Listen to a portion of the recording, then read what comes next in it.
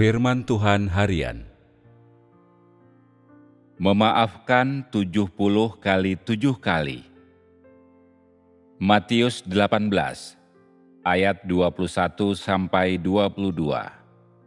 Lalu datanglah Petrus kepadanya dan berkata, "Tuhan, berapa kali aku harus mengampuni saudaraku jika ia bersalah kepadaku dan aku mengampuninya? Sampai 7 kali?" Yesus berkata kepadanya, "Bukan, aku berkata kepadamu, bukan sampai 7 kali, tapi 70 kali 7 kali." Kasih Tuhan. Matius 22 ayat 37 sampai 39. Yesus berkata kepadanya, "Engkau harus mengasihi Tuhan dengan segenap hatimu dan segenap jiwamu dan segenap pikiranmu. Inilah perintah pertama dan yang terutama.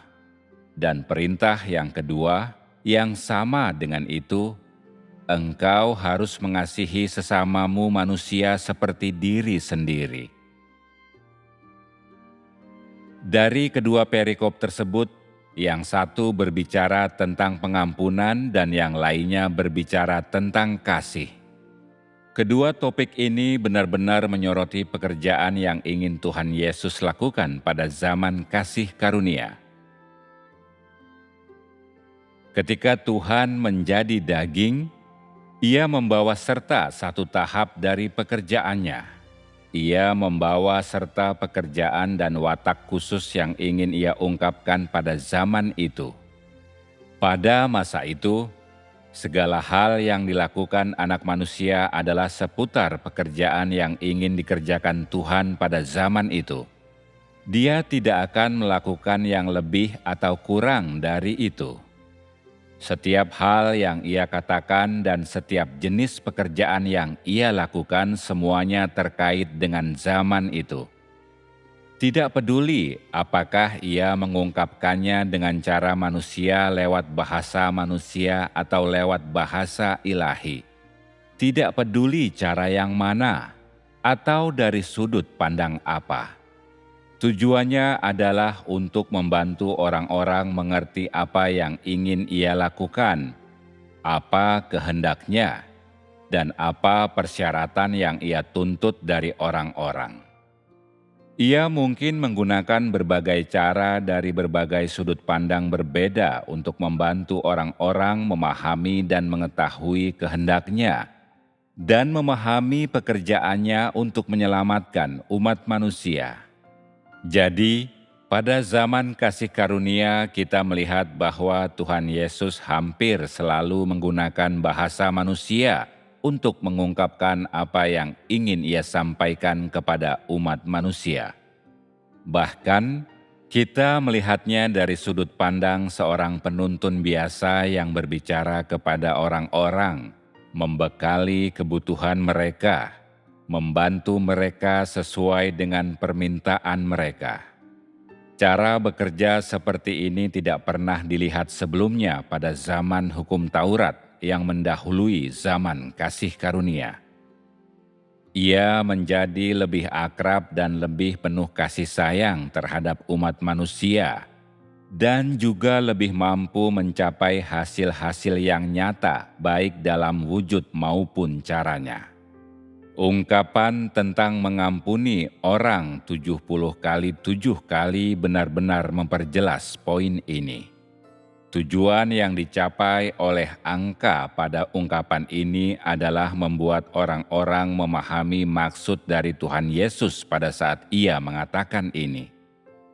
Maksudnya adalah bahwa orang mesti memaafkan sesamanya. Tidak hanya sekali 2 kali, bahkan tidak hanya 7 kali, melainkan 70 kali 7 kali. Gagasan macam apa 70 kali 7 ini? Ini demi membuat orang-orang menjadikan pengampunan sebuah tanggung jawab bagi diri mereka sendiri, suatu hal yang harus mereka pelajari, dan jalan yang harus mereka patuhi. Meskipun ini hanya sebuah ungkapan, ini juga merupakan sebuah poin yang sangat penting. Ungkapan ini membantu orang-orang untuk sungguh-sungguh menghargai apa yang ia maksudkan dan menemukan cara-cara yang tepat untuk menerapkannya, serta menemukan prinsip dan standar dalam penerapannya. Ungkapan ini membantu orang-orang untuk memahami dengan jelas dan memberi mereka konsep yang tepat, yaitu bahwa mereka harus belajar tentang pengampunan dan mengampuni orang lain tanpa batas, tanpa syarat, melainkan dengan sikap toleransi dan pengertian terhadap sesama. Ketika Tuhan Yesus mengatakan ini, apakah yang ada di dalam hatinya? Apakah ia benar-benar memikirkan jumlah 70 kali 7? Tidak. Apakah ada batasan angka bagi Tuhan untuk mengampuni manusia?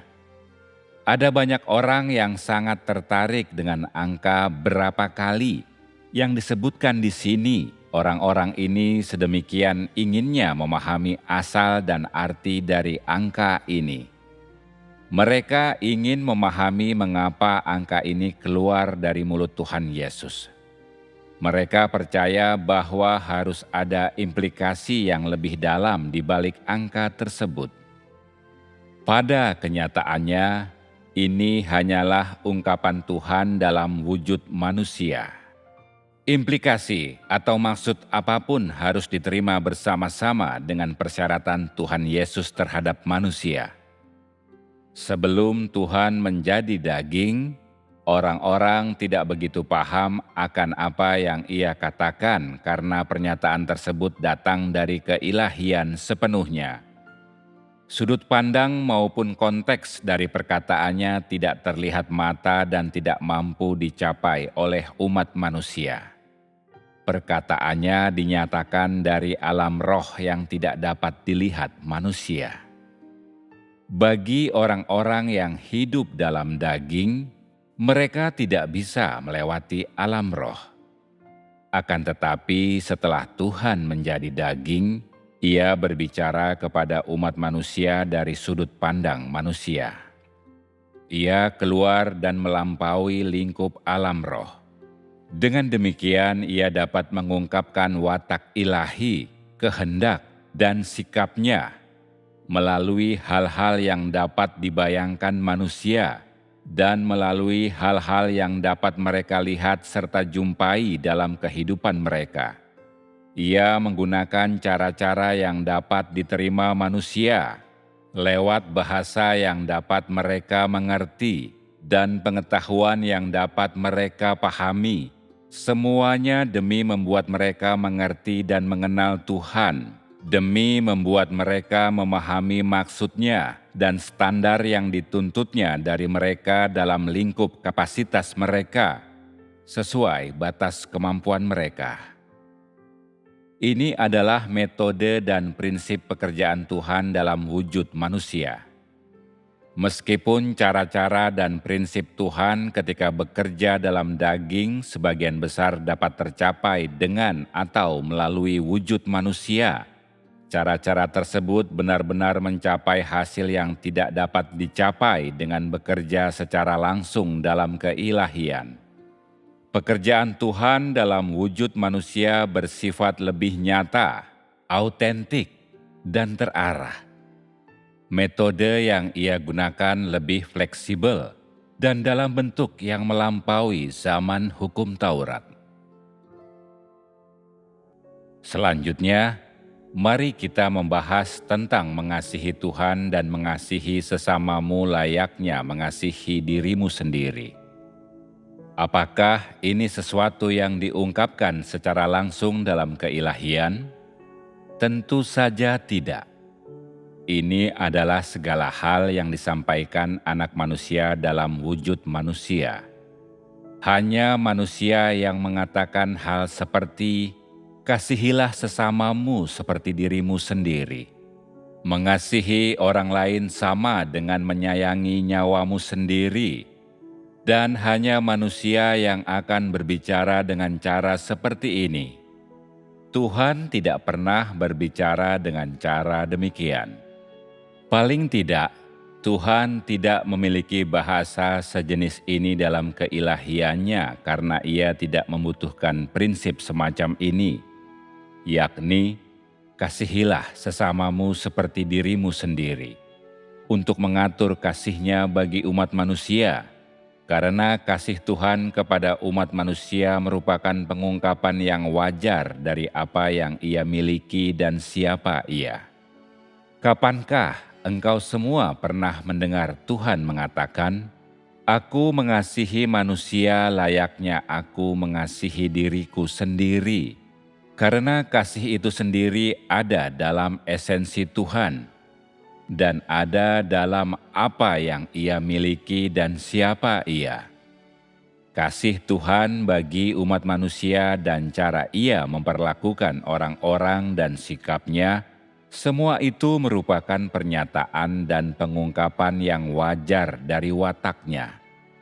Ia tidak perlu secara sengaja melakukan hal ini dengan menggunakan cara tertentu, atau secara sengaja mengikuti metode atau kode moral tertentu untuk bisa mengasihi sesamanya seperti dirinya sendiri.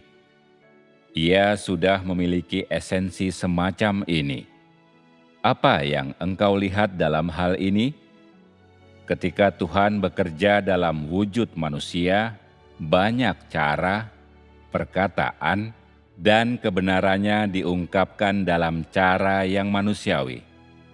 Tetapi pada saat yang sama watak Tuhan, apa yang Ia miliki dan siapa Ia, serta kehendaknya diungkapkan agar orang-orang bisa mengetahui dan memahaminya. Apa yang mereka ketahui dan pahami memang merupakan esensinya, serta apa yang Ia miliki dan siapa Ia yang merepresentasikan identitas dan status inheren Tuhan itu sendiri. Dengan kata lain, Anak manusia dalam daging mengungkapkan watak dan esensi inheren Tuhan itu sendiri dengan cara yang sebaik dan seakurat mungkin. Wujud manusia dari anak manusia bukan hanya tidak menjadi penghalang atau rintangan bagi komunikasi dan interaksi manusia dengan Tuhan yang di surga, tetapi wujud manusia ini justru menjadi satu-satunya saluran dan jembatan bagi umat manusia untuk terhubung dengan Tuhan segala ciptaan. Pada titik ini, tidakkah engkau semua merasakan bahwa ada banyak kesamaan antara sifat dan metode pekerjaan yang dilakukan oleh Tuhan Yesus pada zaman kasih karunia dengan tahap pekerjaannya yang sekarang? Tahap pekerjaan yang sekarang juga menggunakan banyak bahasa manusia untuk mengungkapkan watak Tuhan dan menggunakan banyak bahasa dan cara-cara dari kehidupan sehari-hari manusia, juga pengetahuan mereka untuk mengungkapkan kehendak Tuhan itu sendiri. Begitu Tuhan telah menjadi daging, tidak peduli apakah Ia berbicara dari sudut pandang manusiawi atau ilahi, banyak dari perkataan dan cara pengungkapannya dilakukan melalui media bahasa dan cara-cara manusia. Artinya, ketika Tuhan menjadi daging, ini merupakan peluang terbaik bagimu untuk menyaksikan kemahakuasaan Tuhan dan hikmat-Nya, dan mengenal setiap aspek nyata dari Tuhan. Ketika Tuhan menjadi daging, dalam pertumbuhannya menjadi dewasa, Ia belajar, menjadi paham, dan mengerti sejumlah pengetahuan, akal sehat, bahasa, serta cara-cara pengungkapan manusia. Tuhan yang berinkarnasi memiliki segala hal yang berasal dari umat manusia yang telah diciptakannya. Hal-hal ini menjadi alat bagi Tuhan dalam daging untuk mengungkapkan watak dan keilahiannya, serta memungkinkannya menjadikan pekerjaannya lebih bisa diterapkan, lebih autentik, dan lebih akurat ketika Ia bekerja di tengah umat manusia, dari sudut pandang manusia dan menggunakan bahasa manusia. Ini menjadikan pekerjaannya lebih mudah dicerna dan dipahami oleh orang-orang, dan dengan demikian mencapai hasil yang Tuhan inginkan. Bukankah lebih praktis bagi Tuhan untuk bekerja dalam wujud daging seperti ini? Bukankah ini hikmat Tuhan? Ketika Tuhan menjadi daging, ketika wujud daging Tuhan bisa memikul pekerjaan yang ingin Ia laksanakan, inilah waktunya ketika Ia secara nyata mengungkapkan watak dan pekerjaannya. Ini juga adalah waktu ketika Ia bisa secara resmi memulai pelayanannya sebagai anak manusia. Ini artinya bahwa tidak ada lagi jurang antara Tuhan dan manusia, bahwa Tuhan akan segera menghentikan pekerjaannya berkomunikasi melalui para utusan, dan bahwa Tuhan sendiri mampu secara pribadi mengungkapkan seluruh firman dan pekerjaannya dalam daging sesuai yang Ia inginkan. Ini juga berarti bahwa orang-orang yang diselamatkan Tuhan berada lebih dekat dengannya, bahwa pekerjaan pengelolaannya telah memasuki wilayah baru, dan bahwa seluruh umat manusia akan diperhadapkan pada era yang baru.